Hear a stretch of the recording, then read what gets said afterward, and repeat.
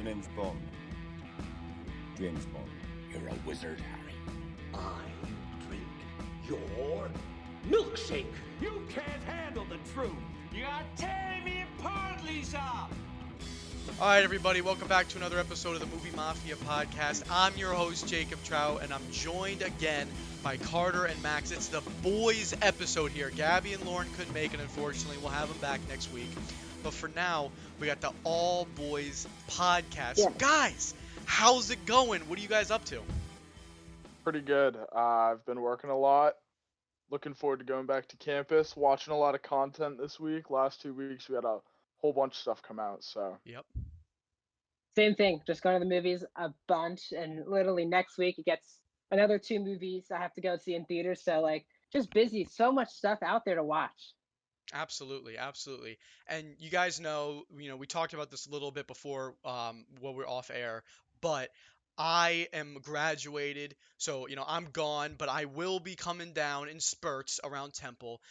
Max, I know you're going to be down there, and Carter, you're going to be down there too, right? So I'm gonna have some time to hang out with you guys. We are 100% gonna keep going to movies this year, Yes. guaranteed. So stay tuned for that. That will absolutely be happening. But Yeah. with that being said, you guys are right. We do have a jam-packed episode with tons of stuff to talk about, and I think we should just start off here with the most important news, which is absolutely the Loki finale. So it was a 6-episode series. Obviously, it's concluded now with the 6th and final episode. What were your guys' first reactions to this episode? I love the episode. I think it's probably the best episode of the show in my opinion so far. I know I'm actually shocked about how mixed it was with a lot of people. I totally get it because I was literally watching it and I was like, people are not going to like this because it's very much talking. It's not a lot of action going on. It's a lot of talking. But I think what made the show great, or this episode great, was that when you have 45 minutes, right, to talk about it, you don't have to waste time in Spider-Man and Doctor Strange talking about the multiverse. It can just happen. You can just go into the action. So I know some people are disappointed that the episode was very talky, but I actually liked it because Jonathan Majors became the best part of the entire series so far as Kang, and his performance was so mesmerizing to watch him do all these different types of motions, and he just kept the episode more interesting because his performance is so electrifying as this other variant, or the nice version, I guess, of Kang. And they really set up that he's kind of the next Thanos for the MCU, really. He's going to be sprinkled out all these movies. And it's not like Thanos, who just showed up in 2 post-credit scenes and it's just his movie. He's going to be main factors, and it feels like a lot of movies down the road. Yeah, 100%. One thing I thought about, I was definitely getting a vibe, like, are they setting up the next main Avengers villain here? But one of the things I thought about is how long can they keep doing this? We thought Thanos was like the most powerful being in the universe, and now it's like, is it Kang now? How many most powerful beings in the universe can there be before it's just like, it just gets a little bit watered down. I'm still really, I thought he was a really good character, and I'm super excited for the future of the MCU, and I'm super excited to see him in a movie fighting the Avengers, whatever it might be. I'm excited for it. Don't get me wrong. But all I can think about is when they fight him and beat this guy, how are they going to top that? And each time it's just going to get harder and harder, and they're just going to have to water down their storylines more and depower characters, because every time the Avengers beat Thanos, or the Avengers beat whoever, they have to get stronger in order to overcome him. So when do you get to a point where you can't keep getting them, more and more strong? I don't know. I just think it's a recipe. What I think this for shows, disaster. though, the difference between, I guess I said Thanos earlier, is that they're taking their time with Kang. He's not just going to be like Ant-Man. He's cast, but they're going to sprinkle him out for years. Like, this is a character who's going to be around for many years to come. Yeah. And this is also, he's going to be sprinkled in. He's not going to be the main villain of multiple movies. He's just going to be sprinkled in, like he's in the background, because he's really running the multiverse at the moment. Kang the Conqueror, as we learn at the end of the episode, is. Yeah. Mm-hmm. Well, Carter, I wanted to ask you a question. What do you think about the idea of setting up?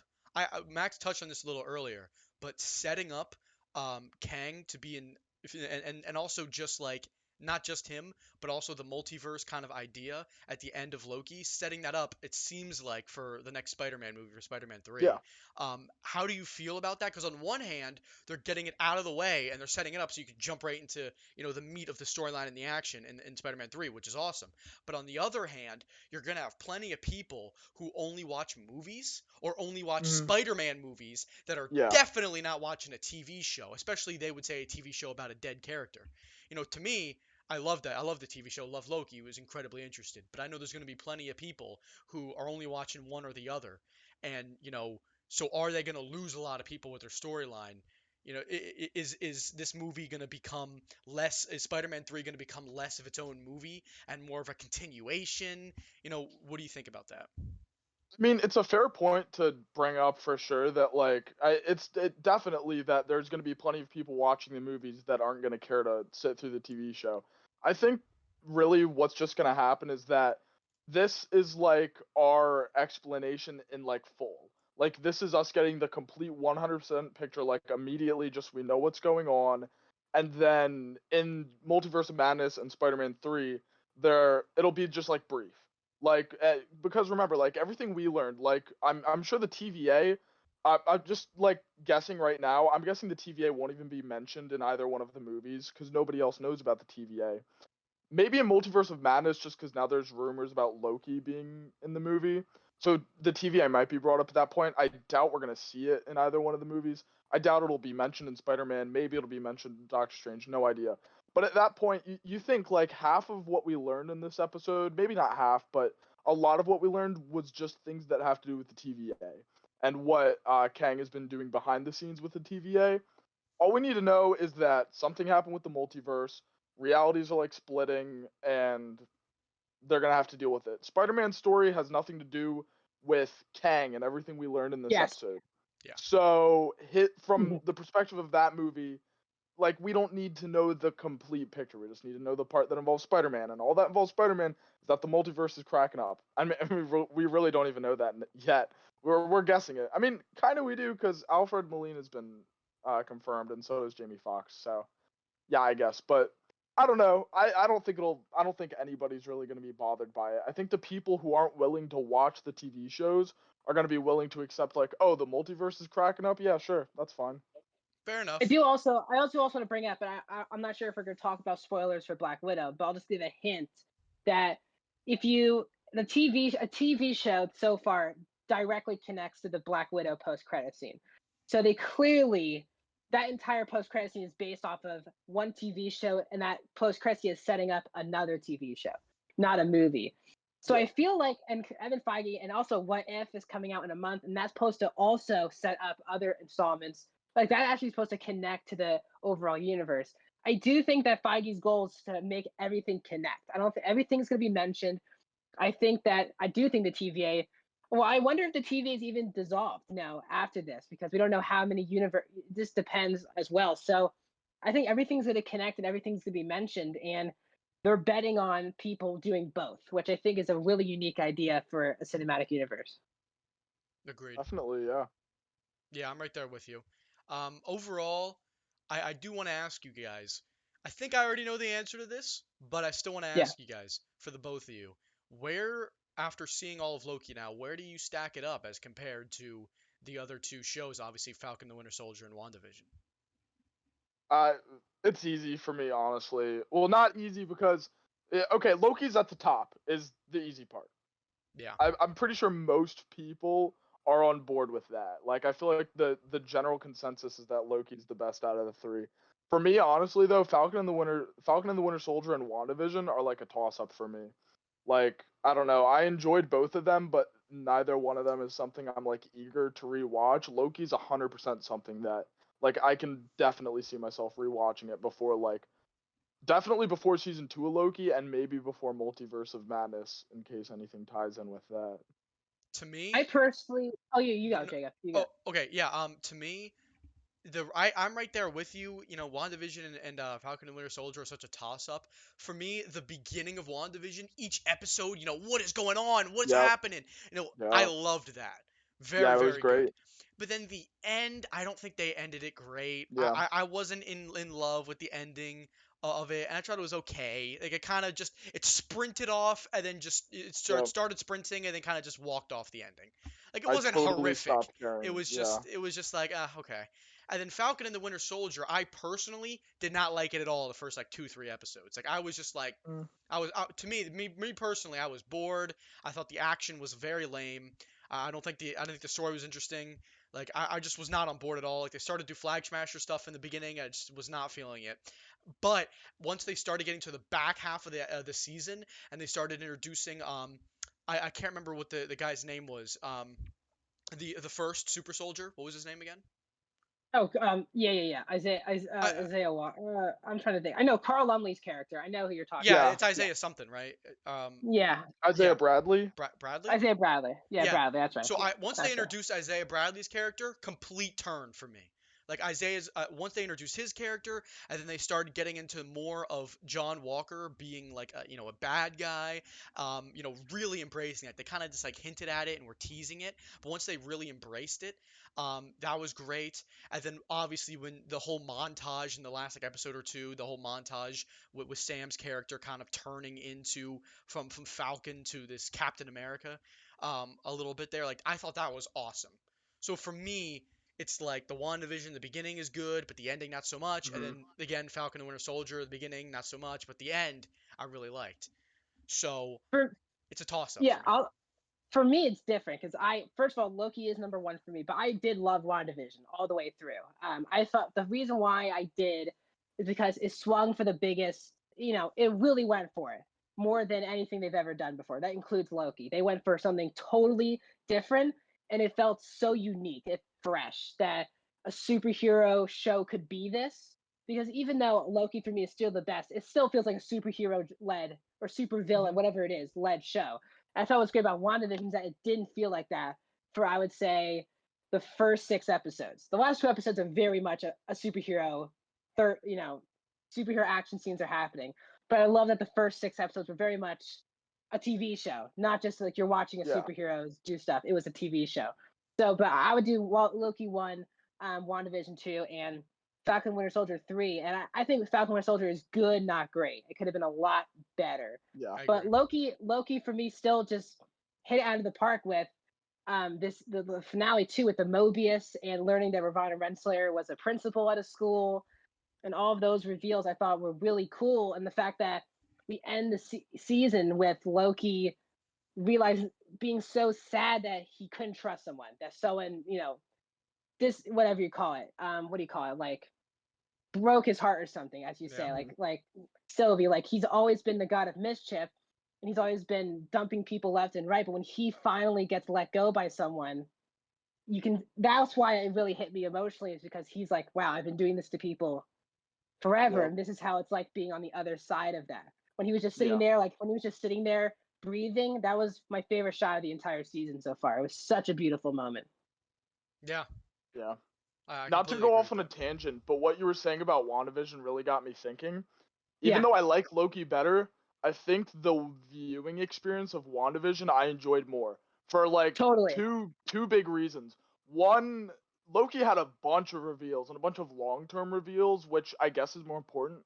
But like the short-term, like just within the series reveals that WandaVision had, like the conversation for all the Marvel shows, the conversation has been huge. But WandaVision was insane. Like everybody was talking about WandaVision all the time, and Yeah. everybody was trying to figure out what was going to happen next, and it was so much fun being part of that. And then the other reason is that WandaVision, after the shithole year that 2020 was like the first Marvel thing we've gotten since Yes. Far From Home. And it just felt, and like Max said, it was fresh. It was something totally unique, something they would never have done in a movie. And that's also why Falcon and the Winter Soldier doesn't work as well, because it's 100% just your, it's not really generic, but it's your like formula like Marvel story. It's just superheroes. And WandaVision did something totally different. Loki did something pretty like definitely very different, but not as different Yeah. as WandaVision. I want to bring up a point too about people talking about, because I've heard clear complaints from people who didn't like the WandaVision finale, and people who don't like. There's a lot of people who didn't like the Loki finale, and I'm confused too for people who don't like both, because as someone who I didn't really love the WandaVision finale, but I didn't hate the WandaVision finale. I was still enjoying myself watching what was going on. I loved the Loki finale. There are really two sides. Like for people who hated the WandaVision finale, I would think they would love the Loki finale, and the vice versa, because WandaVision's finale is very much a Marvel Cinematic Universe third act, where there's superhero action going on and that stuff. And then the Loki finale is very much talking. So I kind of get the point. If I don't get people who hate both. I don't know if people have been talking about that online. Do you guys think that's? I'm also just dumbfounded by that. I mean, I think it's something you can kind of get behind. I definitely don't think it's as black and white as it is. But I mean, personally, like, yeah, I did like the more dialogue-based finale, sort of just like explaining everything. And also, look, if you're gonna do something dialogue-based, you need to have interesting characters, and they couldn't have picked. Yeah, and exactly, yeah, and they couldn't have picked two better characters than Tom Hiddleston as Loki and Jonathan Majors as Kang. Jonathan Majors knocked it out of the park. Loki already has a bunch of fans' attention. It was just like the perfect mix for like a nice like slow reveal. And I don't know, maybe WandaVision could have gone for something more different. I definitely think it's weird to, like Max said, and me too, and I'm sure Jacob, oh my gosh, I just blanked on your name, agrees. It's weird that WandaVision started off as something totally different. It's like, look, it's this TV sitcom show, and then like slowly it just like faded into just being a Marvel movie and just being a superhero. Yeah. Like that's why I really didn't like the ending. The last two episodes of WandaVision felt so different from the first six. Like, yeah, I don't know. totally. Yeah, I'm right there with you. I'm right there with you. I did want to also ask you guys to piggyback on top of that. What do you think now that we've seen these three shows from Disney Plus? What do you think about our future shows? Obviously, we know What If is going to be coming soon, and then any other shows that decide to go into after that. It looks Hawkeye, like there's this year. right. There's we have the Hawkeye show, of course, and then we also have Loki's going to be coming back for season 2. We know that. Yep. I don't Marvel. know. I don't know what the future of Falcon and the Winter Soldier is, or WandaVision, if those are contained series, or if they're going to expand on those. It was. I'll say that for Falcon Winter Soldier, for the Emmys, it did go for drama series, not limited series. So that's how you know WandaVision's done, because they got nominated for all the limited series stuff, which means they went for limited series, which means they're done after. But Falcon Winter Soldier did go for drama, so I assume that, which means it's an overall series. So I wonder if they haven't announced the season 2 yet, but because they went for drama, I assume they're going for a season 2. Right. Yeah. I mean, sorry, not to butt in. This is just like a minute thing. I feel like if they were gonna do season 2, they wouldn't be doing Captain America 4. I don't know. I know. I mean, maybe they would. It would just seem kind of weird, because what if it? Okay, just like quick thing. It'd just be weird to me if like chronologically things went season 1 of Falcon and the Winter Soldier, Captain America 4, season 2 of Falcon and the Winter Soldier. So maybe if they did more seasons before Cap 4 comes out, that would make more sense. Because to me, like, someone watching it in hindsight, because these like people are still going to be watching these for the first time as time goes on. New fans are still going to keep coming in. So it'd be weird if the way you'd have to watch it would be, okay, watch the first season of Falcon and the Winter Soldier, then Captain America 4, then the second season. It just, super confusing. That wouldn't work for me. I did want to comment. I did want to comment on our chat real quick. Yulia said in our chat, "Sylvie is dumb. The ending could have been better if she cooperated." Oh, what do you have to say to that?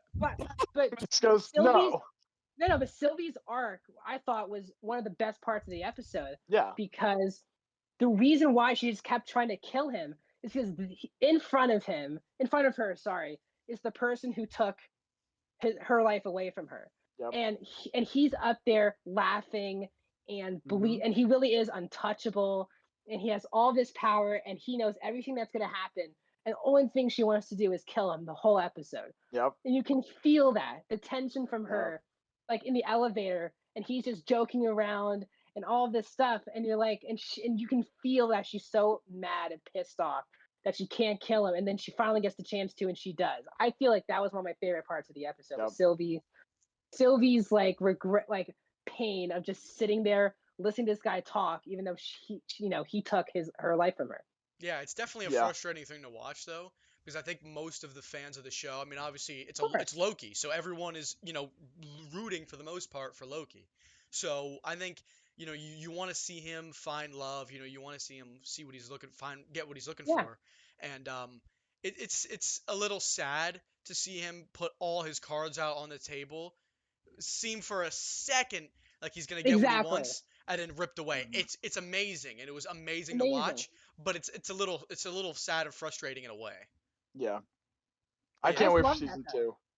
But I love how absolutely. frustrating it is. You're like, of course, go be kiss, like stay Yeah. together. Be like, but you have to remember they're Lokis. They're not. You have to. Yeah, exactly. Exactly, yeah. I completely agree with you. But I did want to cycle back real quick to what I was asking earlier. Yeah. So with our new shows, the only shows that we have confirmed, I believe, are the Hawkeye TV show and the What If show. Is that correct? She-Hulk. No. Oh, She-Hulk. She-Hulk, Yeah, right? She-Hulk. She-Hulk, She-Hulk, Miss right, yeah, right. Miss Marvel. Marvel. Wait, oh, Armor is that Wars. confirmed? Yeah. Miss Marvel's Oh yeah. confirmed? Okay. Armor They're Wars. shooting. They've been shooting for a Oh, okay. while. Yeah, I totally Armor forgot about She-Hulk. Wars. Armor Mhm. Wars. Secret Invasion. Those are Wow. all Yep. shows coming out. There's a Okay. bunch confirmed. Yeah. Wow, And wow. Hawkeye and Miss Marvel are expected by the end of this year. I doubt that's gonna Hawkeye's the happen, fall. but Right. yeah, Okay. yeah, Hawkeye's they're the both fall. posted. They're both posted for like late 2021. Well, let me ask you guys then. So, Yeah. with a couple of those shows, how do you think they're gonna fit in? What are you expecting to be really good? Do you think any of these shows are going to be better than Loki, or do you think Loki's gonna stay at the top, or do you think any of these are kind of gonna shift towards the bottom? Before I say something, is this spoilers for Black Widow? Because the only way I'm going to talk about a Yeah, show is if I know exactly, Yeah, we spoilers. can yeah. spoil Black Widow. Yeah. Okay, so spoilers for Black Widow post-credit scene. I am pumped, like Yeah. legitimately super pumped for Black Widow. I mean, except for Hawkeye because Yelena is going to be after Hawkeye and Kate Bishop. And I was literally telling Carter, like I texted him, like I can't wait for Florence Pugh to fight Haley Steinfeld, like right now. Like take my money Yeah. now. Yeah. Like I'm literally freaking out that Yelena is going to be the antagonist. I guess she won't be the villain, quote unquote, because you know her story from Black Widow, but it's going to be so fascinating that she's coming from an angle of this is person who killed my sister, and then you're Mhm. going to Hawkeye who's like there's a lot of great stuff they can do action wise too Yeah, with Hawkeye. for Yeah. sure. Definitely. Back to what Jacob was talking about though. Like, if I think any of them will outdo it, again, it's hard to say because we don't know anything about Miss Marvel, and we know just a little bit about Hawkeye. So Yeah. going back to before we knew anything about these 3 shows, like my thoughts then, we kind of knew what WandaVision was going to be about.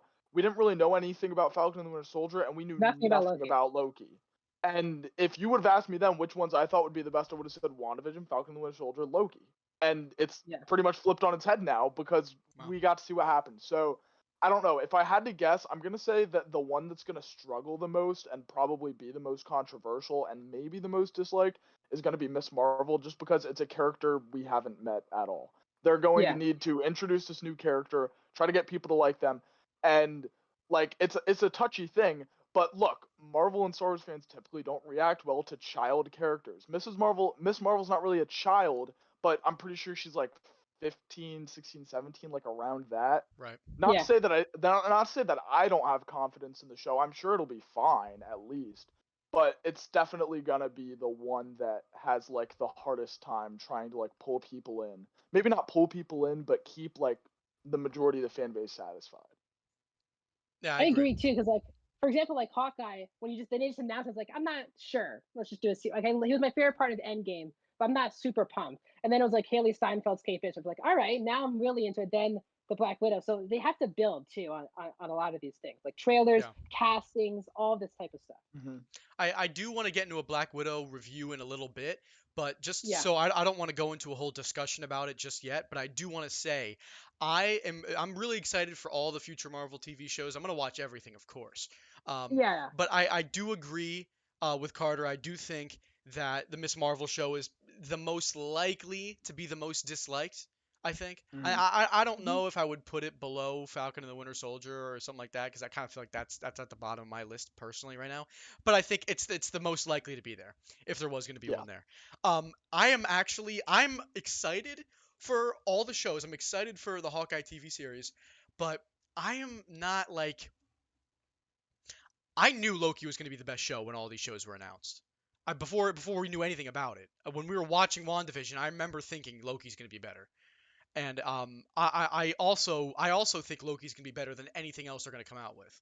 I think What If is gonna be really cool and it's gonna be really unique, but I don't think Mhm. it's gonna be spectacular. I think it's just gonna be really off Yeah. the wall and really cool. and just unique, which is awesome. Yeah. And then I think Hawkeye is going to be consistent and really good. But personally, Loki, in my opinion, is by far the best character that's been in any of these shows. Like any of the shows. In my personal opinion, I think Loki is the deepest, most interesting. You can do the most with him, and in my opinion, the most entertaining to watch. And from every character that's going to be in a TV show that has already been or will be from here on out. So But I think that's what I think he's going to stay at the top. And I think the let's biggest also limitation to Hawkeye is that I don't think he's that cool of a like I don't think he's that interesting of a character.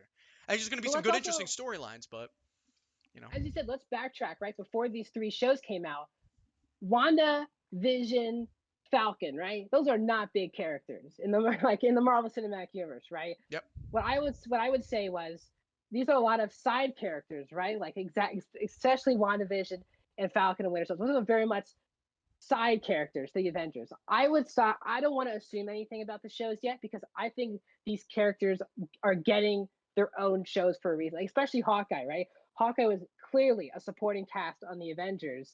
Let's see what he can do as the main character. He could be a lot very interesting, just like these other characters.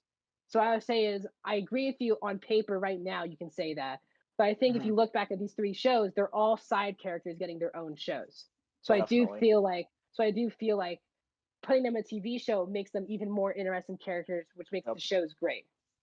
It's a lot easier to develop characters in TV than it is in movies. That's why these smaller Exactly. characters are getting this series so that they can be developed and then be bigger characters in general. So when you see them in the movies, you're just as excited to see Wanda as you are to see someone like Captain America. Yeah. Yeah. Yeah, I think I'm right there with you. It makes complete sense. I wouldn't see the need for like a TV show for Thor. You know, like obviously Yeah. he's such a developed character Exactly. with 3 movies, been in plenty of the Avengers Yep. movies, so that doesn't make any sense. So I think it's perfect to have these characters, like the more side Uh-huh. characters in TV shows, develop them. I just think out of all of them, Loki is the most interesting one or the most developed, Sure. the most developed because he was in the Avengers. Yeah. So and the Thor movies. So therefore, like I think there's the most you can do with him. He's the most fleshed out, so you can spend the most developing plot and storyline. And you don't have to So start brand new on his character. But that's why Hawkeye is going to be exciting because you already have Hawkeye's been all the movies. You know mhm. Yelena pretty well. The only character they're really developing is Kate Bishop, which makes it that there's going to be so much action in that show. There's so much Mhm. action. There's not going to be developing as many characters. They're just going to go probably right into the action, which is why I'm just over the moon for the show. Yeah, Definitely. absolutely. Well, with that being said, I do want to jump into some of the Black Widow stuff real quick. Yeah. So, Black Widow review, we talked about it a little bit off air. You know, where do you guys have your rough ranking for this movie? In the MCU, Yeah. Oh, I I haven't can even pull thought my about list. that, I have honestly. I have my list. Let me just pull it up as you guys are talking about that. That's Okay. something I need to think about. We could come back to this. I Okay. mean, maybe next week if we really want to. We don't need to. Here, But no, I that's have definitely. Yeah, because I didn't even think about that, honestly. it's my number 16 of 24. It's Wow. currently my number Well, 16. what is the one above it and what's the one below it? The one above it is in my list is Age of Ultron. It's my number 15. And then my number 17 is Captain Marvel as of now. So I think, yeah, that's where I have it right now. That's fair. Yeah, I think you just inspired me, Max. I didn't realize you had a whole list like on hand like that. Yeah. We are definitely gonna have to make a whole episode A just ranking geared to episode? our whole Oh, list. boy. This is happening. It's coming. I guarantee you guys. Yeah. Stay tuned for that. It's gonna happen. I But have all my lists for all the franchises. yeah, we Yeah. gotta do that 100%. But with that being said, I don't have like a whole list for it, but I agree with that. I do agree it's definitely better than Captain Marvel. I'm right there with you. Um, I go both ways on this. Like in terms of just like a review, I kind of we talked about this a little bit before. I kind of have it like a 60%. Is where I'd kind of give it. Like a 3 out of 5. Like Yeah. I'm I liked the movie. One of the little notes I wrote down for it when I was watching it was, it's a solid movie, but there's way too much of like the mission and not as much of their childhood. I loved watching the beginning part of that movie where you can have an idea of the background for Black Widow's character. I mean, if you remember, if I remember correctly, we didn't see any of Black Widow until what was Iron Man 2? Iron Man 2. That Yeah. came out before the Avengers movie? Yeah. So we saw it for like Yeah. a couple minutes or whatever in Iron Man 2, but She not was a really so pretty. much in No, action. she's in that movie. She was in a Right, but lot she of Iron didn't have Man any she 2. didn't have any action though. I don't believe. I Yes, can't she remember. did. No, yeah, she Where did she definitely fight? Man, That was when's a the movie last against time you saw Whiplash, Iron right? Man 2? Oh, not for a while. No, Whiplash. She's Well, yeah, in that Whiplash movie. was kind of the main That character. was That's the Justin Whiplash. Hammer. Yeah, Whiplash and Justin And Hammer. Justin Yeah, Hammer. like Yeah, that's like the she worst was in Iron a Man lot movie. of it. No, She's it, in that movie. She was his secretary, right? I don't know. That's absolutely No, the worst Iron Man movie. Iron Man 1 is amazing, and Iron Man 3 is like okay. I don't Yeah, know. exactly.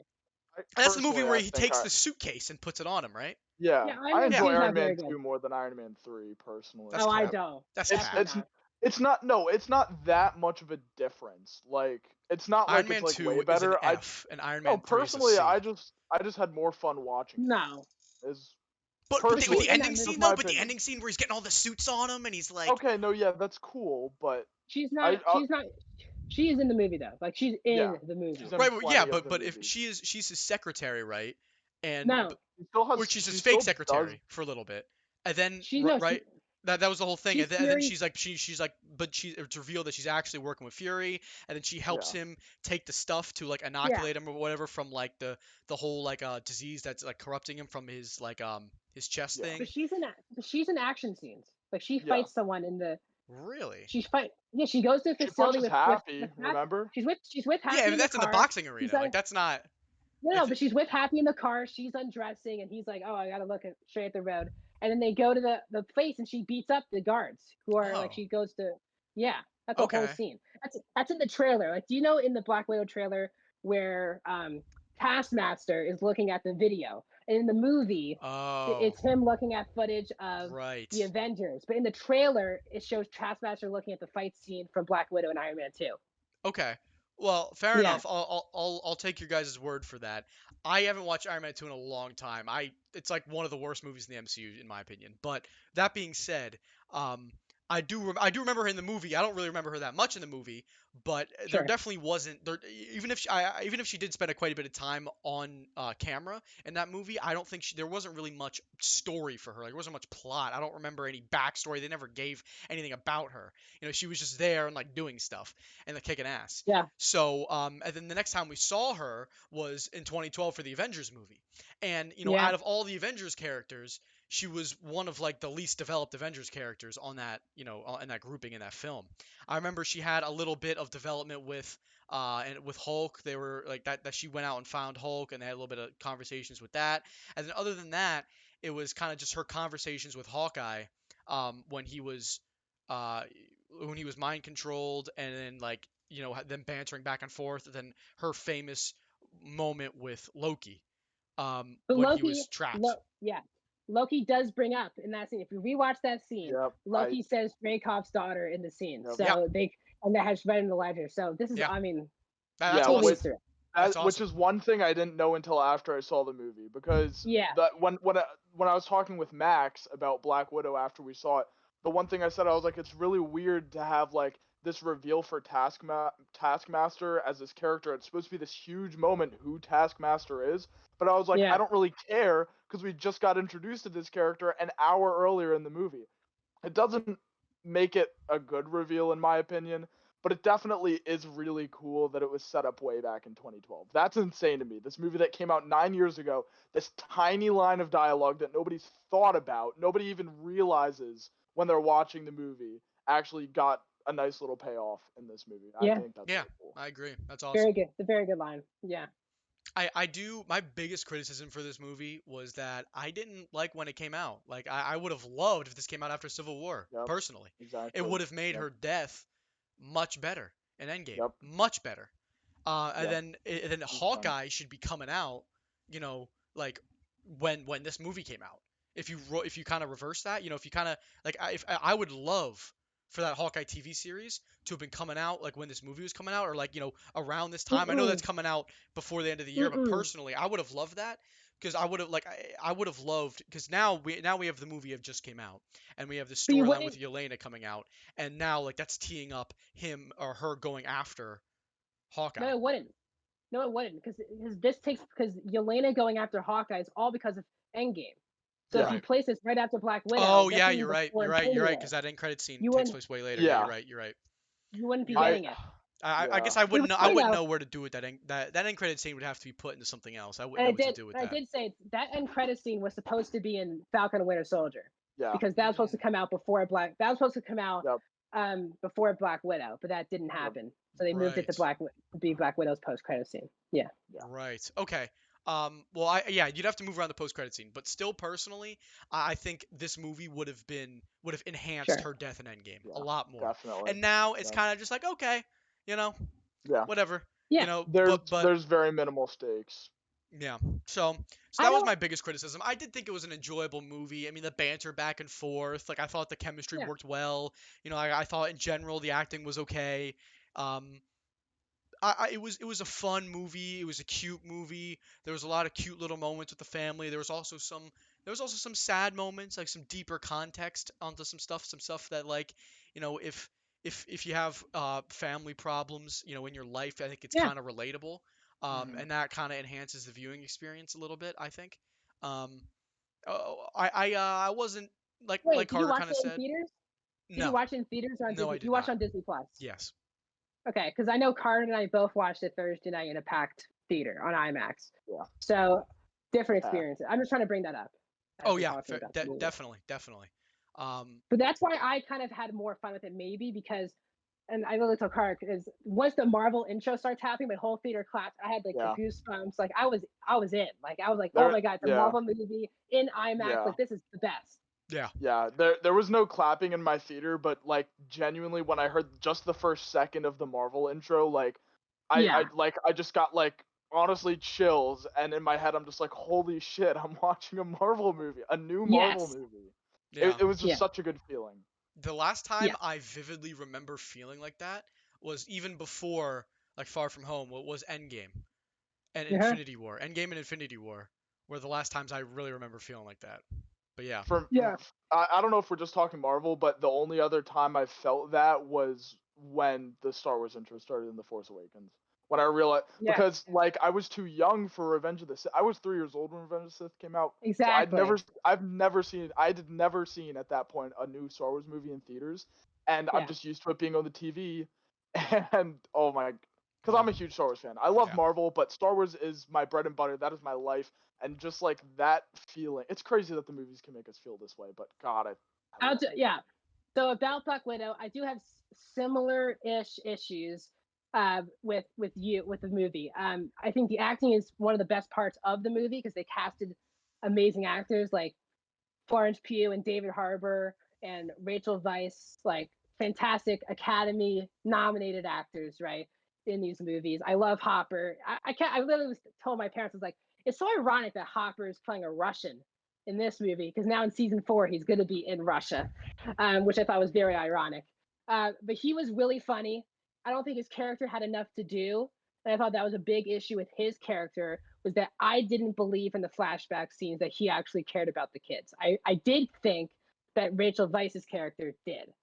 But I didn't buy Red Guardian cared about his kids in the flashbacks. I kind of got sold into it once they kept going on in the movie, but not in the flashback. But Florence Pugh was the best part of the entire movie, and they clearly knew that because now she's going to be one of the biggest characters going forward, and she'll be one of the main characters in Hawkeye. She was really good in the movie.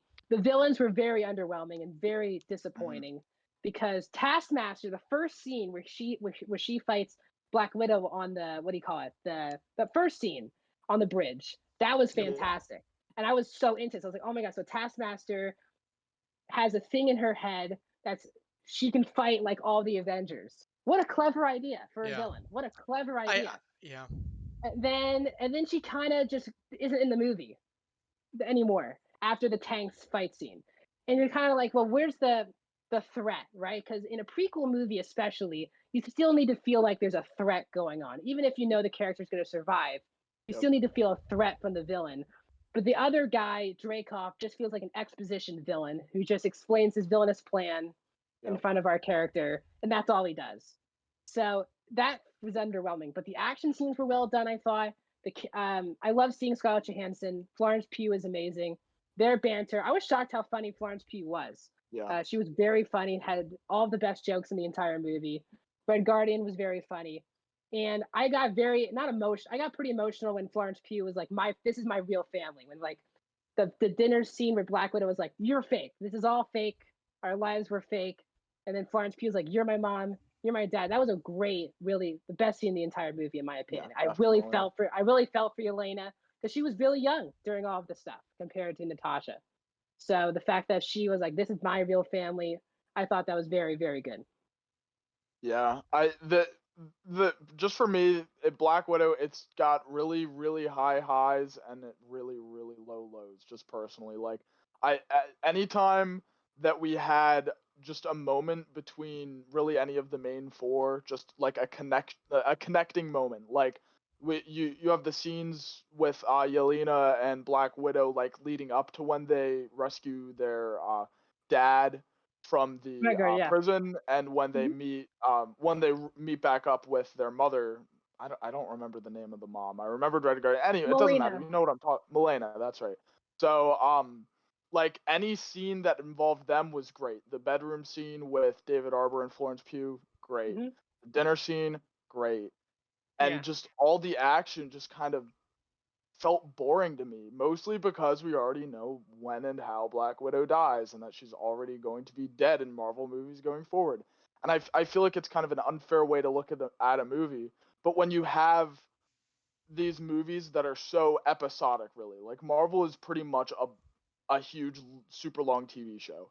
And it just like the way that I kind of see it, it would be weird if you release this TV show and Hmm. then say like a season after a character dies, you just give them a whole like 3 4 episode arc, and it doesn't really move anything currently in the season. Like the whole time I'm watching this, I'm like, this is like Marvel's return to movies, but it doesn't feel like it's Marvel's return to movies because we're watching something that happened way before Infinity War and Endgame, and it Yeah. just kind of devalues it. It's just what Jacob said. If this would have came out after Civil War, it would have been great. It wouldn't have worked out obviously because if this would have come out before Civil War, Florence Pugh probably would have been in it. David Arbor probably wouldn't have been in it because it was maybe he would have because it was straight after Stranger Things came out. Like it was a year after Stranger Things came out that Civil War Yeah. came out. But like you wouldn't have the exact same characters, so I doubt it would work as well. This movie wouldn't have worked nearly as well if it wasn't for Florence Pugh and David Arbor. They're easily the best parts of the movie. So I I don't know. I do want to bring up a point. I want Jacob to piggyback because I know he'll agree with this point too. I don't think it's fair to say that the movie doesn't work as much because it's a prequel. Because one of my favorite Star Wars movies, and it's Jake's favorite Star Wars movie, is a prequel. And that movie has a lot of stakes. And even when Anakin and Obi-Wan are fighting on Mustafar, you know that they're going to fight again in New Hope. But for some reason, it's still intense. You still feel like something's going to happen, right? So I want to piggyback and say that it's how you execute a prequel is how when you feel it. If you feel like you're watching like Revenge of the Sith movie works so well because there's still so much stakes because Palpatine is still such a villainous threat, and the two lightsaber battles are so intense, even though you know they're all going to survive those fights. That's Yeah. just I want to see if Jacob can attest to that. I totally agree with that, and one of the main reasons for me that works is because Anakin and Obi-Wan were both such fleshed out characters. I mean, that was 3 movies. I mean, if you don't, unless you count also the original trilogy, like you have all that they're built up in that too. But of course, you have it's a culmination of 3 movies, and then it's the Yeah, culmination of that entire movie and their fight scene right there, and that's why it works so well. In Black Widow, that movie, take Taskmaster out of that movie doesn't change. Replace Taskmaster with some other mind controlled widow that like has to attack them that's Yep. just more powerful. Nothing changes. To Yeah. me, you ruined Taskmaster. Taskmaster shouldn't have his photographic abilities from a device on his headset because you just throw an EMP at him and that's it. Hmm. Like what? Like the Taskmaster should be how he normally is in comics and TV shows and other things we've seen him in before. If you watch the animated Spider-Man TV shows, he's in that. You know, other different movies and stuff like that he's in. But Taskmaster should just have a photographic memory that's as a person. Like that can't be stripped away from him. He has a photographic memory. People in real life have photographic memories. He just has that like dialed up to 11. However you want to give it, say that he has that, Yeah. he has that. And then through those abilities, he becomes a mercenary, a hired gun, a fighter. You can give him whatever backstory you want to give him, but that's what he has. And then that as an ability makes him able to fight all these heroes. Like he should be able. He has been able to go toe to toe with Spider-Man and defeat him at times. So like Spider-Man is one of the strongest heroes in the MCU. Like that he really should be able to go toe to toe with Spider-Man. Maybe not in the MCU, but in as a Yeah. character. Maybe not this version of the MCU. Like this kind of version of the movies, not as much. But like and Marvel as a whole, Spider-Man is traditionally one of the most one of the stronger characters. And Yeah. the fact that Taskmaster can go head to head with him and compete is awesome. I think he's a great villain, and I would love to have seen him explored in Spider-Man movies. And if you're gonna have him in this movie, he shouldn't be built up the way he was. Like, there's way too much of an emphasis on him. He should have been like maybe a hired gun to track her, like Dreykov hired him or something. But if to me, it's pick a lane here. Is he a hired gun that's going to track her down and he's not in the movie for too much, but he's in there to like track her down and find her and stuff like that? Yeah. Or is he this whole built up character and he's actually, oh my god, he's actually Dreykov's daughter and whoa, this is huge. Then put him in the movie and give him a lot of stuff going on. He feels like he's in this movie, has a little fight scene and then he's gone. And then he's back in a little bit at the end and then he's gone and then she takes him out of the prison and then like that's it. Like I then do want like to say too. he dies. Like that like what? Yeah. I do want to say also story-wise, my biggest story issue with the movie was Melina's sudden turn to be a good guy, like with a snap of their finger. It kind of made no sense. Now I do think there are some clues that people have been pointing out that she wanted this whole plan to happen so she could take over. If that sets up down the line, that works. But now just look at the movie as it is, it doesn't work as a twist. If they said, as I said, if they set up down the line like Melina did all this stuff, like they killed, like she did all this just to kill Dreykov, that is cool. And if they set it up in movies to come, that's also cool. That is a fine setup for a movie. But if you're just looking at this movie before we even get to those movies, it's not a very good twist. It makes absolutely no sense after she basically took kids and she has no emotion for that. She just cares about her people. If you're just looking at it from the movie point of view, it's not a good twist at all, and it makes absolutely no sense. Yeah, a couple things with that. That twist would be much better if you just have more time at their childhood. That's what they need for one. And you take away these stupid action scenes that just don't work very well, I think. But that's one thing. A second thing, I think they wanted that whole reveal where they actually like body swapped or whatever, like they swapped like who they were, their identities. Yeah, the face thing. Right. Yeah. So I think they wanted that reveal to be, they wanted that to work so badly that they made Melina so much like set up looking like a villain. Like the audience really believes that she would turn on her and turn her into Dreykov. Like they do too good of a job at selling that. So when this reveal comes, it's like, would she really do that though?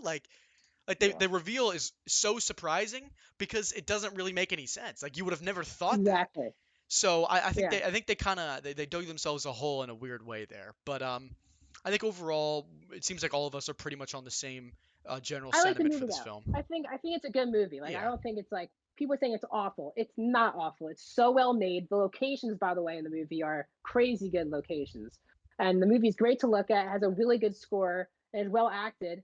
And it has Yelena, who's become, I think, one of my favorite characters in the MCU. So I just hope people.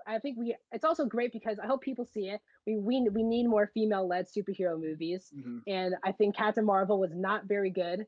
And I think for this to be okay or good in our opinions, I think we just got to keep going for more female-led superhero movies as well. Absolutely. With that being said, I do want to jump into some Bad Batch. As we're getting, towards the back half of the show here.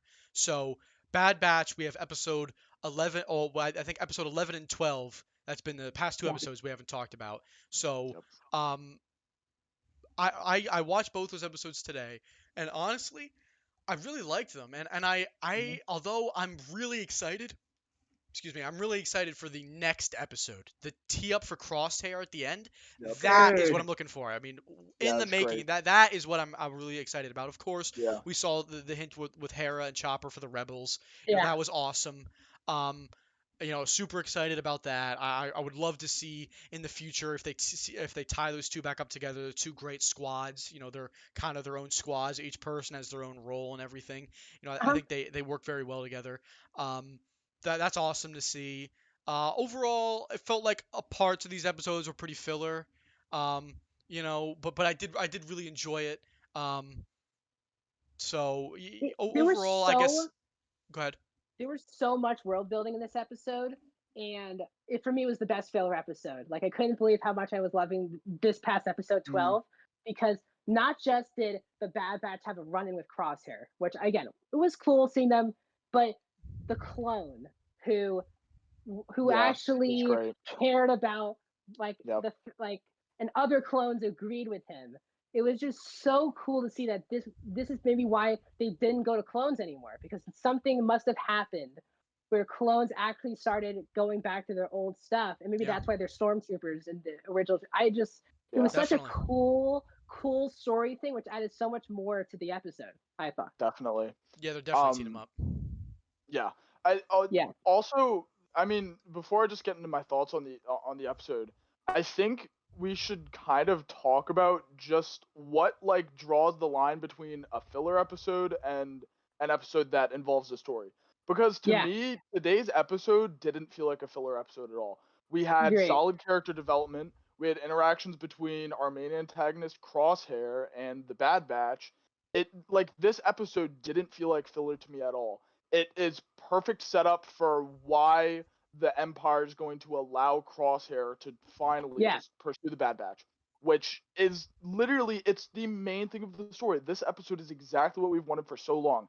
We've just wanted a reason for Crosshair to just go all in on finding the Bad Batch and getting rid of them.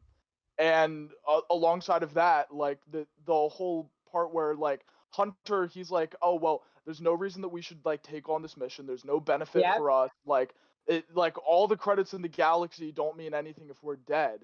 He's really gotten into this mindset of just surviving and like getting through this like new phase of like the Empire ushering themselves into the galaxy.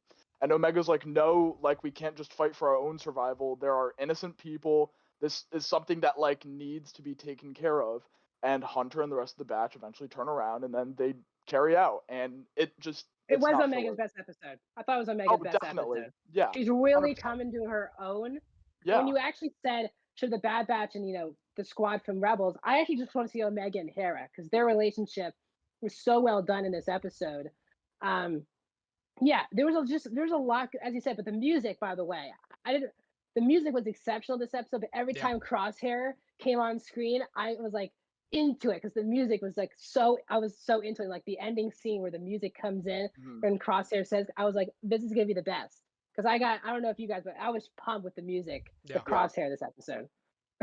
Yeah. I mean, not just this episode in particular, but I'm really noticing that the last like ever since the episode where Cad Bane takes Omega, like the first half of the series, I was like, okay, I'm enjoying this because it's Star Wars, but I'm not like super into it.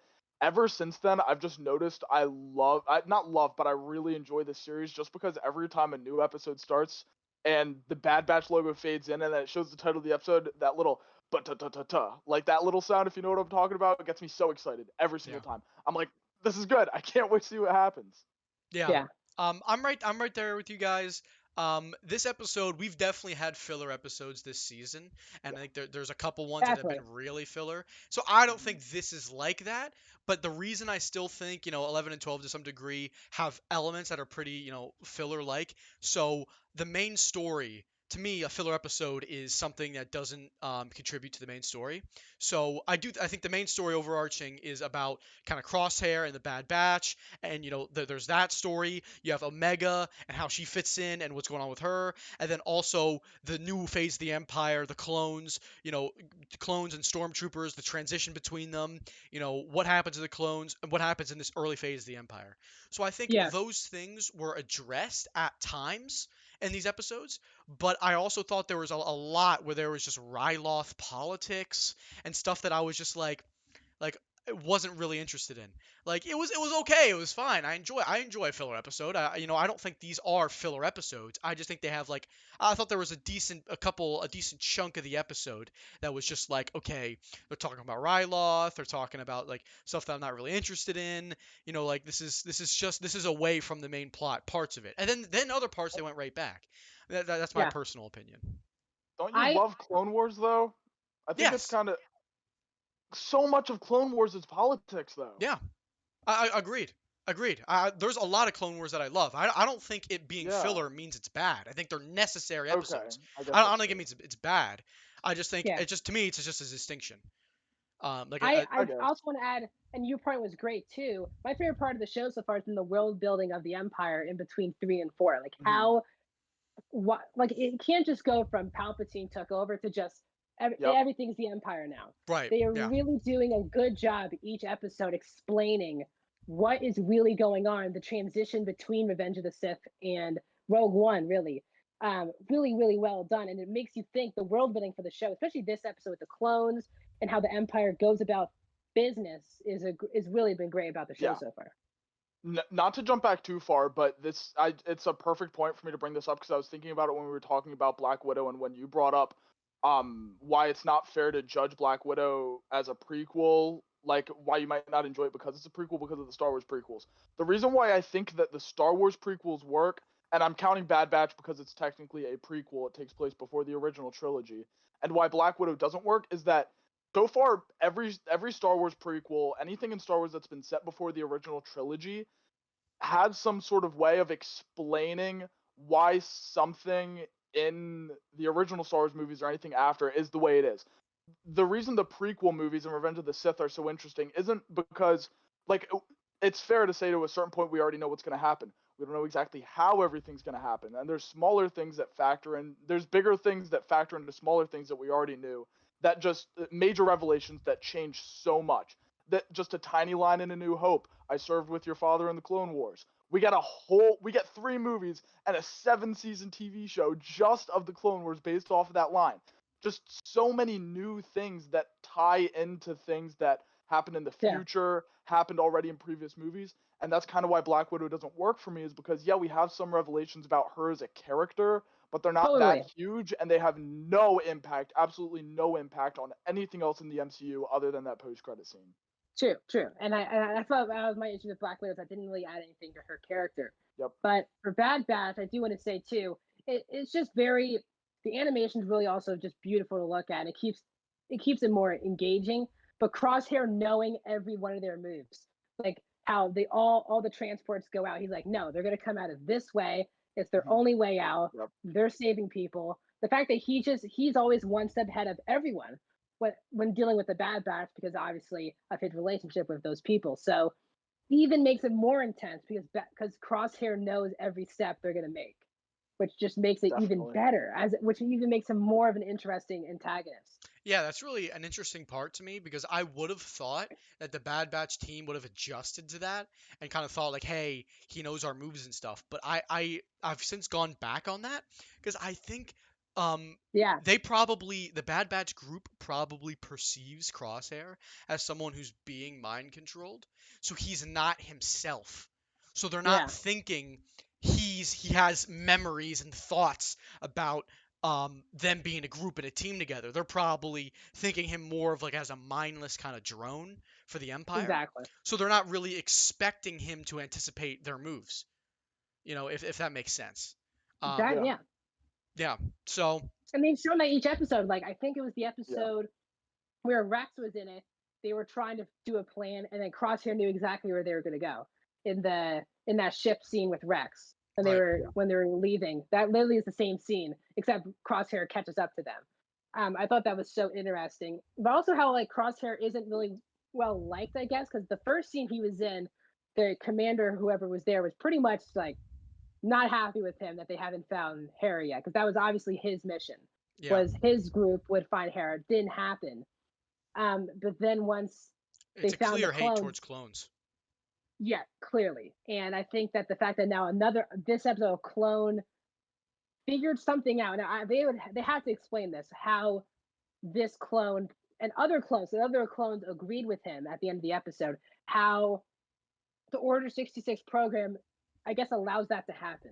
I wonder if they explain it. Maybe not this season, maybe next season, but I would love to know how these clones can go back to their old selves.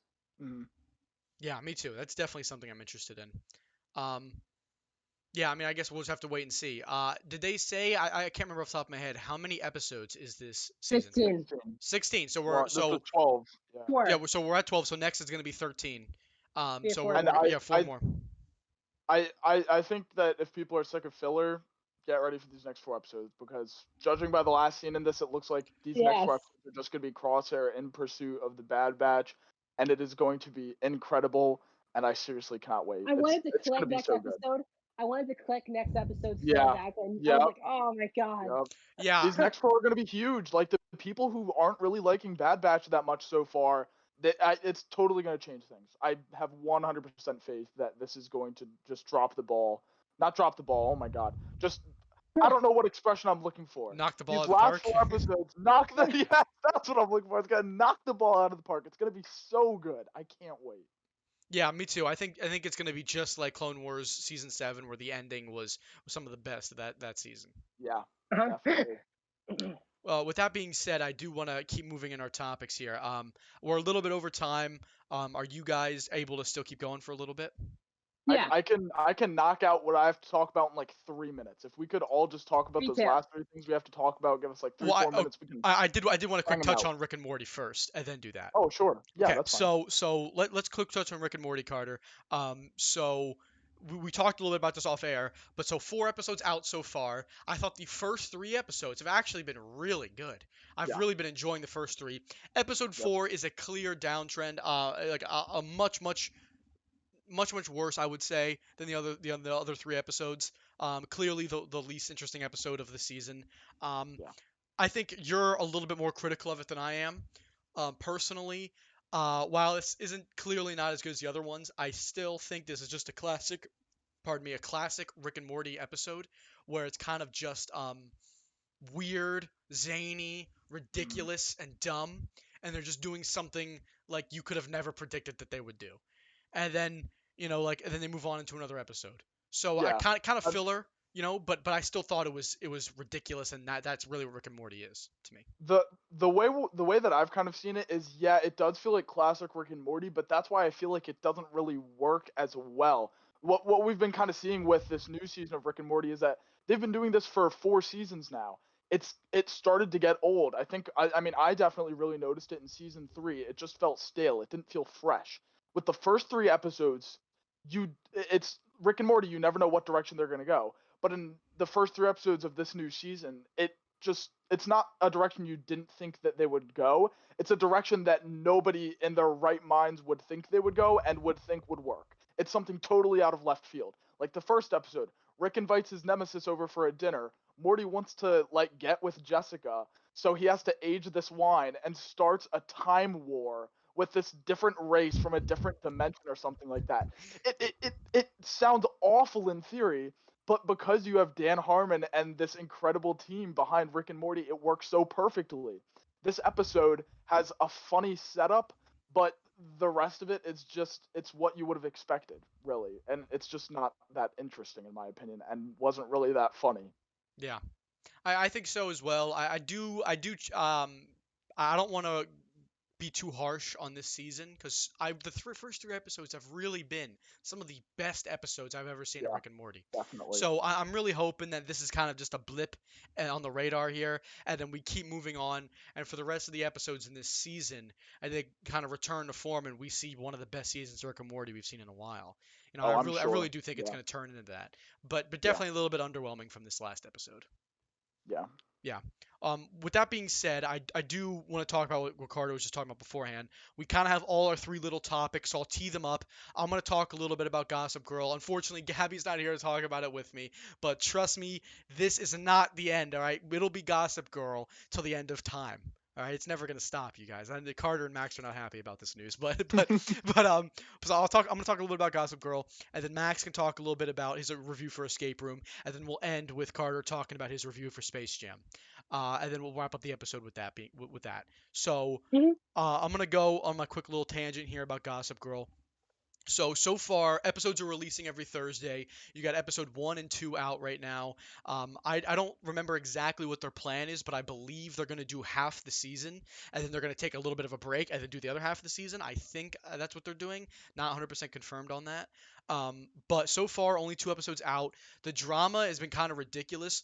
It's hard to compare this show versus the original Gossip Girl. The original Gossip Girl, it was revealed who Gossip Girl was at the very, very end. Literally the last episode of a 6-season show. And even then, the writers said they didn't know who Gossip Girl was until the end of season 5. So the first 5 seasons, basically, they had no idea who this character was. They were writing this character, they were talking about this character, the whole show is based around this character, and they didn't know who it was. So it makes the reveal very poor.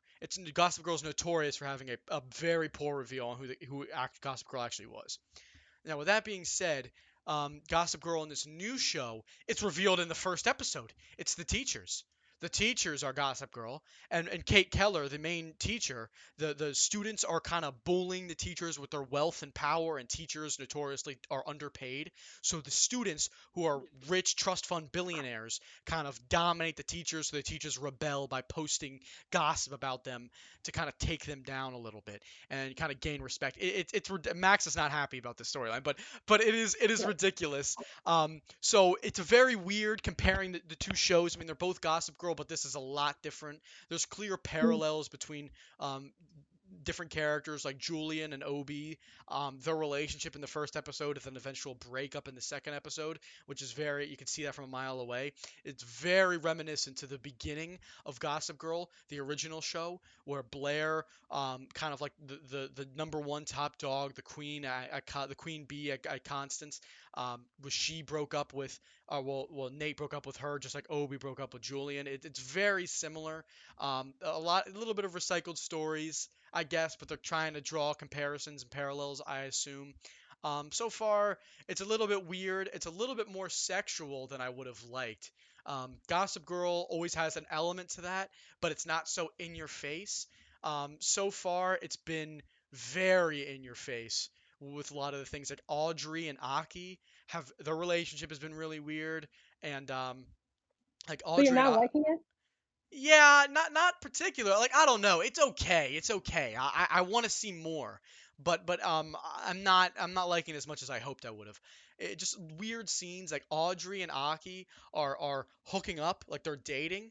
So they're hooking up together, and while they're being intimate, Audrey can no longer think about him. She has to think about his best friend. So she's at a party in a back room looking at his best friend to be in the mood while she's actually being intimate with her boyfriend.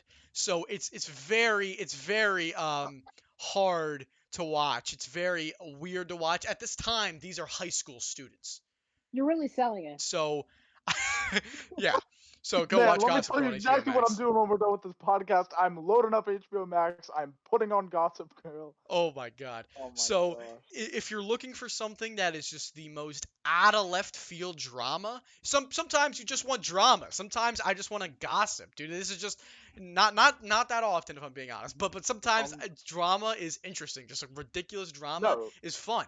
And definitely. there's a reason why people watch stupid shows like The Real Housewives of whatever, or Yeah. like The Bachelor, Yeah. Bachelorette, like because it's ridiculous, it's Yeah. insane, and that's basically what this show is. This is just complete insane juice, stuck right Yeah. into your arm.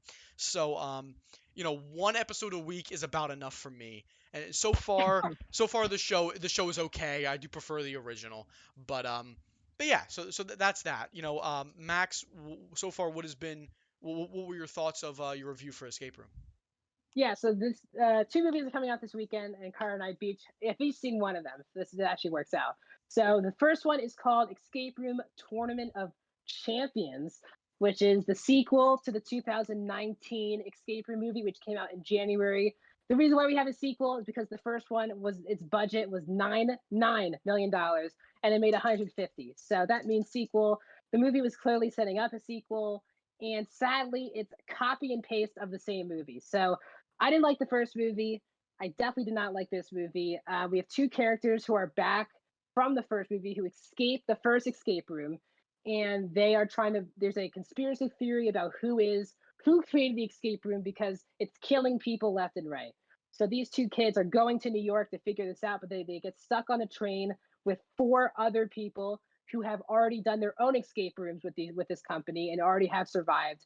That's why it's called a Tournament of Champions. I don't know why it's called that. A character in the movie literally says, "What is this? A Tournament of Champions?" I couldn't believe that was a line of dialogue in the movie. My entire theater started cracking up. They said the title in the most cheesy way because no one would think that. Like if I'm stuck, if I went in an escape room, I'm stuck with 5 other people who also won, I wouldn't be saying Tournament of Champions.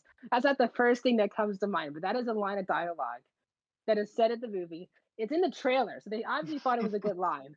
It's in the trailer, so it's not. They have 6 characters who have all done their own escape rooms, but now they're stuck doing another escape room to see who they guess who whatever it is. You don't care about any of the characters. They're just people. You're just watching for an hour and 25 minutes. People do escape rooms that are life or death situations. And it's actually a great concept if they actually cared about the characters. And it would be really intense, some of these escape rooms, because the actual rooms are actually pretty cool. But because you don't care about the characters, and clearly the writers don't, because characters will die and then they're never talked about for the rest of the movie. So it's that, and just like the first one, it sets up another movie, and you're kind of like, why? Why are we setting up another movie? And really, and also you want to ask is, do you have to see the first movie to see this movie? You don't, because the first 5 minutes of this movie is like last time on escape room, because it literally does a highlight reel of the first movie. So they clearly think no one saw the first movie, so they do a highlight reel of the first movie in the first act of the movie, and then it's just escape room the rest of the way. So I personally didn't like it. I hope it doesn't make enough money to make another one, but it's only a $15 million budget, so it only takes 30 million to make money off the movie. So it's gonna make another movie. I don't know why, but they're gonna do another one. That's all I'm gonna say. You know, all I have to say, about that is, so you can go out and make Escape Room 2, but we can't get a sequel to Ready Player One? Help me! You know Okay. why? But you know why though? Because Escape Room is made for nothing. As I said, the first one was Tiny a budget. $9 million budget. It doesn't, like, $150 million is not a lot of money. But when you have a $9 million budget, it's a massive hit. Yep. Yeah. So that's why these movies get made, because they make it on the cheap and they get it back, and they can make more of them on the cheap and make it back. I saw a YouTube clip for Ready Player One, and my entire memory of watching that movie just flooded back, and I wanted a sequel so bad. You should watch the trailer for Escape Room 2 just to see the characters say, "Is this a Tournament of Champions?" I want to see that so bad. Trailer. I will take any opportunity I have to take a fat dump on Suicide Squad, because that's literally what happens in Suicide Squad. Will Smith walks on. What are we? Some kind of Suicide Squad? Come on. Yeah. That is the worst thing you can do There's in so any much movie. unintentional laughter. There's so much unintentional laughter in my That's theater. so funny. That's the movie. I might actually watch this movie now. Like, you should. Have Oh fun. my It's only an God. hour 28. It's only an hour 28. But it's not rated R, so there's no violent kills. They just get killed off Wow. screen. So if you like that type of movie, Well, what are you guys Have thinking? fun. The MCU, Star Wars, and the Escape Room Escape. franchise. Where do they stack up? Max said he has all the lists for all the franchises. Where does this stack in the Escape Room cinematic universe? they both suck. They're the same movie. They're the same movie. It's copy and paste. It's so bad. The ERCU? The Escape Room Oh. cinematic. Well, actually, Don't. this game's cinematic Don't universe. throw it out there. I don't. The 'cause I know if ERCU. there's It's a the third- ERCU. Because I know if there's a third one, I have to see it, and I don't want to see another one. Just don't put that in the atmosphere, you know? We need a prequel movie. Why did they No, we start don't. making escape Yeah, rooms? where did the Escape Room come from? Do they ever delve into that in the films? There's a company that does it, and they still haven't figured out who does it still. I want to learn about the company. Oh my Yeah. god. Give me my spin-offs. All right, well, Yeah. we gotta stop talking about escape room. My brain's gonna explode. Mine is I saw the movie yesterday. You know what really made my brain want to explode? Perfect segue. Space Jam: A New Legacy. Nice one. If you've seen any recent advertisements for Space Jam 2: A New Legacy, congratulations, you have seen Space Jam 2: A New Legacy. It is the exact movie that you would think it would be. It you can't I don't like the argument that, oh, you can't fault it for this blank because it's a kids movie. There's plenty of kids movies that are still great movies that can be enjoyed by anybody, and especially when you have a movie that's about basketball and a basketball star, you would think that the movie would also appeal to anybody over the age of like 5 or 6. Not Space Jam 2: A New Legacy. It really feels just empty. This feels like a shell of a movie. It doesn't feel like somebody had a unique idea for a sequel to Space Jam. It feels like someone at Warner Bros. Saw that people in the last couple of years, Space Jam has skyrocketed because all the kids who really enjoyed it in the 90s are adults now, and there's a huge presence on the internet of that. So it blows up on the internet. People want a sequel to Space Jam, and you just decide to make it because of money. And that's exactly this whole movie. You can just tell Warner Bros. Is just making this with the desire to make money. This movie it's literally, remember this? Oh, but look, it's in our movie. Remember this? Look, it's in our movie. It just feels like Warner Bros. Trying to shove things down your throat. Just remember this? Oh, well, it's in this, so you have to like this movie. I don't know. It just was boring to me. I didn't really care for any of the characters. You really, other than any Warner Bros. Characters, the only characters you get to know are LeBron James, his son, and Don Cheadle, who is the villain and the best part of the movie, which still isn't saying that much. But out of all of those characters, I didn't really care for any of them. Maybe it's just because I'm not a basketball fan. I don't watch basketball, so maybe that's why I didn't enjoy this movie that much. But I will say that the parts of the movie that I did enjoy the most are the parts that involve basketball. When they're actually playing basketball, are probably the best parts of the movie. But the characters are not really relatable or enjoyable. The plot is exactly what you would have expected it to be, which, I mean, you can't really fault it for. It's Space Jam. What else are they going to do? And it just feels what it really reminded me of was Ralph Breaks the Internet. Ralph Breaks the Internet felt like Disney being like, you wait, did you say you did like it? I like Ralph Breaks the Internet. Yeah. I think it's fine, but a lot of the movie just felt like Disney being like, look, remember all this other Disney stuff? Look, we own Star Wars now and Marvel. That's how most of this movie felt. At Wreck-It Ralph, at least, I still cared for the characters in the movie. The first Wreck-It Ralph movie's great. Ralph Breaks the Internet, I didn't really like that much, but I still enjoyed pretty much anything with Ralph and Vanellope Von Schweetz. Yeah, they're interesting characters. Can I ask a question about Space Jam? Sorry, what? Can I ask you a question about Space Jam? Because I want to ask you these questions.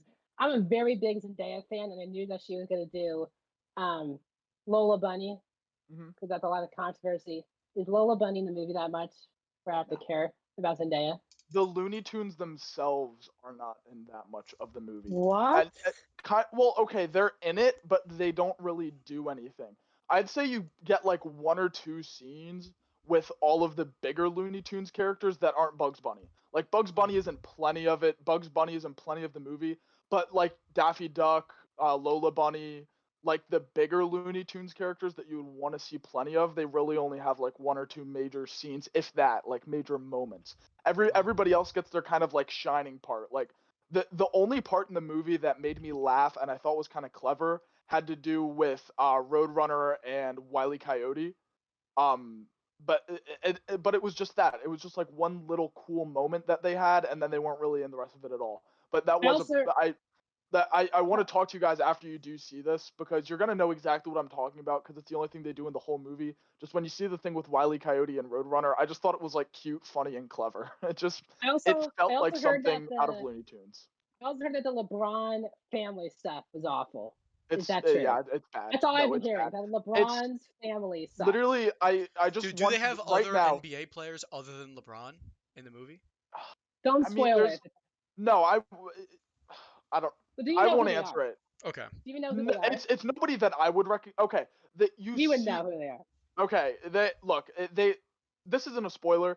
The opening credits is like a montage of LeBron James's career, and that's really the only time you see other players. Wow. For the most part. Okay. Lovely. Which is all I'll say about that. I was gonna make another point, and I'm kind of forgetting about it. Oh no. Okay, I want you to think about both of you. Just name a movie where there is a father-son dynamic, and like like a conflict between a father and a son. Just name a movie, any movie. Guardians 2. I haven't seen it. I don't know. But the point I'm trying to make is that the father-son dynamic in this movie is the most overused plot Oh in my god. any movie ever. Guardians It's the 2. same thing every time. Okay, well that's a different example. Peter Quill's father's a living Yeah, that's what I planet. said. Guardians 2. I misheard you. No, it's all good. I was gonna say. say, like, you didn't But- see that, but No, of course I saw Guardians 2. Yeah, I no, love I was Guardians 2. We were just talking about how I saw it opening night. Yeah, But, so I um, was like, okay. Stop. You love Guardians Anyway. too? Yeah, that movie I is love that movie Guardians is 2. average at best. I Yeah. love I love Guardians. It's so ridiculous. Okay, look. It's a fun ridiculous, movie. but it's fun. Okay, Look, we're getting off onto a whole okay. new tangent. It hits me personally. We have to. We have It to. hits. You know why? It hits me I have really to say hard. it. I have to say it because the first movie I loved to death. Like I love the first Yeah. Guardians. The second movie is like, hey, you want to tell a joke? Hey, you want to tell a joke? Every scene. Okay, Everyone has no, to tell a joke. look, That's every line but- of dialogue. Guardians Guardians 1, two. 9 James out of Gunn's 10. style of Guardians comedy. 2, I know. 7. No, Look, lower than that. 6.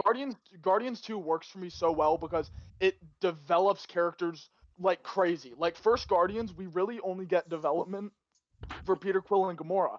Second movie, whole bunch of development for Peter Quill, whole bunch of development for Gamora, whole bunch of development for Rocket, a bunch for Yondu, who's a character that didn't even really need developed. Yondu wouldn't have even needed to be in this movie, and he's a huge part in the movie in the end, but they could have made a Guardians 2 without Yondu in it. Not the same movie. They could have made one without him in it, and people probably wouldn't have really even batted an eye. But Yondu's probably either the best or the second best part of the movie. We get a little bit of development for Drax, and even like with Mantis, like you see sort of like it just fleshes out everybody so much better. It ties perfectly into the first movie. Peter never knew his father. He gets to meet his father, see all of that. At like conclusion to Yondu's character, Guardians 2 is one of my favorite Marvel movies. I think We're Ronan, talking about making a list. Guardians 2 is going to be in my top 5, maybe top 3. I'm saying it right now. What? Yeah. Ronan for And- me and is just- either Ronan's a better villain than Ego. Yeah. Oh my god, yeah, you're right. no! They're Ronan both does trash. nothing. You know why? That's You know the why? point, bro. You know That's the why? point. You know They're why? both 'Cause trash. he said no to Thanos. Like he said, I'm gonna do my own thing. Screw you, Thanos. I'm gonna do my own thing. Ego is a planet, and he has a dumb CGI action. Have you guys seen all the comparisons listen, between no, Ego Jacob, and Jacob, the Jacob, guy from Jacob, Invincible? Stop. You can dislike Guardians 2 as much as you want, but there's no possible way that Ronan is a better villain than Ego. Yeah. Specifically because no. And here is the prime reason why. Guardians 1 and Guardians 2, okay, it's an ensemble movie, but your main character is still Star-Lord, Peter Quill. There's no conflict between Ronan and Star-Lord other than the Power Stone, which is literally just a MacGuffin for the movie. In Guardians 2, the conflict between the main character and the villain is not just that, he was his father, like he wasn't there for them, like, and Ego's also a twist villain. Everybody knew he was going to be a villain, but it kind of works like that because you understand why Peter ends up hating him so much, because he killed his mom. Peter literally Killed millions of people. Yeah, but it doesn't matter. Like, no, listen, there's nothing built up with him and his mom, so it but doesn't matter. Yes, there. Oh my God, yes, there is. The whole reason Star-Lord was even taken, the whole reason Peter Quill was taken from Earth in the first place is because his mom died and Yondu came to take him. If We get Ego that in a wouldn't have 30-second done that- flashback. Like, Ego made Star-Lord. Ego is what made Star-Lord. Star-Lord wouldn't exist if it wasn't for Ego. If Peter Quill was just a normal. We He's just the talked yeah, about human you're that. right. villain of Star-Lord's Star-Lord. main personality trait right, is his right. ego. You're right. Yeah, we just talked about Black Widow, where our main villain just tells exposition, okay?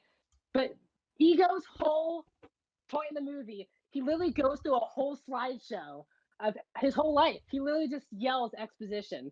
and then he turns out to be. And those and there's- those flashback scenes in Black Widow that are like only a little bit, and they're like that's supposed to carry the whole movie. Dude, it's like the same thing. Like the flashbacks in Guardians were literally so minuscule. It And doesn't also, carry the movie though. They're not meant to carry the movie. Ego, yeah, no, Ego's but that's the whole plot. Like him and Yeah. his mom, like he separated from her, and that now No, he's on this whole thing. the- Like it's supposed to be like the whole backbone, and it's there for like 30 No, seconds. it's not the backbone at all. It's just a little bit of explanation. There's literally like 2 major flashback scenes in both of the Guardians movies, and both of No, them I'm are not the saying opening flashback. scenes. I'm No, not I'm saying I'm flashback. talking to Jacob right now. I'm talking to Jacob Oh. right I now. don't know, bro. Max, no, I definitely get your guys' point about the slideshow that Ego goes through. It's really not great storytelling. I feel like it's necessary just so you understand him, but I agree, it's not great. I will defend the flashback scenes though, because they are not the backbone of the movie at all. You need to know that Quill had a close connection with his mom and that she died. So the opening scene of the first movie, we watch her die. You need to understand that Ego was with his mom and literally like is the reason that's his dad. So that's why the first scene is there. So you know that because in Guardians 2, if Ego shows up in the movie and he's like, "I'm your dad, Peter," a bunch of people are just going to be like, maybe he's lying. That That's what takes happened. away that possible argument in the movie that he could be lying, because you see that literally from the beginning of the movie he could not be lying. It is undoubtedly that he is Star-Lord's father, Yeah, and Peter's it just doubting it works Peter- out. I watched Oh. it last week actually. Peter doubted it, and Gamora is the one who told him to go. He didn't want to go to Ego's planet. Gamora is the one who said, "This is your father. Let's go." It was not Peter. I literally just watched it last week. Okay, well maybe whole thing. I'm wrong then Well- and there, but I still stand by that Ego is 1,000,000 times better, 1,000,000 times a better villain, Ronan's especially not for the good. Guardians specifically, than Ronan. Well, I'm not saying let's Ronan's a just good at villain. least agree on the best version of Groot is adult Groot. So like, come No, on, what come on. The hell? best version of Groot is by far Okay, no, adult no, Groot yeah, baby from Groot. Guardians No, 1. Baby Groot. Baby Nah, Groot. bro, No, Baby Baby Groot. Groot was lame. No, Baby teenage Groot is Groot. so funny Teenage. and perfect. I don't like Teenage Teenage. Groot that much. I love he The- curses the whole time. It's great. The best thing from Teenage Groot was from the post-credit scene in Yeah. Guardians 2. Yeah. But no, but Teenage Groot, when he's actually in Infinity War and the end of Endgame, does pretty much nothing. Baby Yeah. Groot is better than Teenage No, Groot. adult just Groot because is a baller. he has Adult more Groot time is on the screen. adult Groot is best Yeah. Groot. But Hey, no, Rocket- but that Rocket- post-credit scene is very funny. Rocket is my favorite character in the MCU, so I'm just gonna say that before we. Oh yeah, I could totally see that. Rocket's one of my favorite characters too. Mine's probably Star-Lord, just because, like, I don't know, I kind of relate to him, like the music and everything. I don't know. Yeah. Plus tight connection with That's your fun. mom. Love my mom. No connection with my dad. See, me and Star-Lord, we're. This is why I like Guardians 2 so much. It's a Fair movie enough. that hits close to me. Most Fair enough. overrated, in my opinion, by far. Most overrated Marvel Cinematic Universe movie. Jeez. Well, with By that far. with that being said, I think we should wrap up the episode here. We are 26 minutes over, so yeah, a little bit This more is than I what would have happens liked. But when this you is don't what have happened. Lauren and Gabby to keep us in check. That is absolutely true. We just We go on nerd our out and tangents go on our own about Star tangent. Wars and Marvel. You're absolutely right. Well, with that being said, we are gonna have a ton of stuff going on in our next episode. Definitely more Gossip Girl. Absolutely, never Oh. letting that go. Definitely more Rick and Morty. Definitely more Bad Batch. What were you gonna say? 2 seconds. Coming out this week in theaters, guys. Well, obviously, Escape Room 2 and Space Jam is this week. Next week is Snake Eyes and Old, which are the 2 pretty big movies coming out this week. So we'll also have reviews for that coming the next couple of weeks. Absolutely, absolutely. And one of these days, we're gonna get together soon, and we're gonna do our whole MCU movie ranking. All right, that's gonna happen. Yeah. I promise. We're gonna Down. figure that out. All right. Down. Well, with that being said, we'll see you guys in the next episode. All right. Peace.